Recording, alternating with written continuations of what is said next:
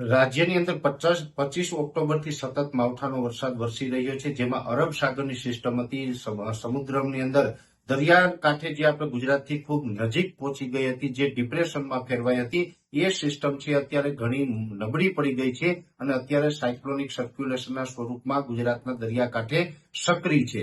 જોકે આ સિસ્ટમ છે એ નબળી પડીને પણ હજી આપણી ઉપર અસર કરી રહી છે. 25 તારીખથી જે સતત વરસાદ વરસી રહ્યો છે, આજે 1 નવેમ્બર છે.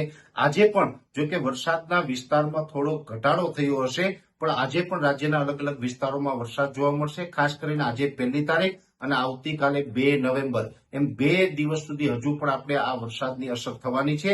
જેમાં ખાસ કરીને હવે જે 2 દિવસ સુધી જે વરસાદ પડવાનો છે તેમાં વિસ્તારમાં ઘટાડો થશે, છતાં પણ હજી જે પશ્ચિમ સૌરાષ્ટ્રના વિસ્તારો છે, જેમાં પોરબંદર, દ્વારકા, જામનગર, એ સાથે રાજકોટના અમુક વિસ્તારો અને મોરબી જિલ્લાના અમુક વિસ્તારોમાં હજુ 2 દિવસ સુધી તીવ્રતા સાથે વરસાદ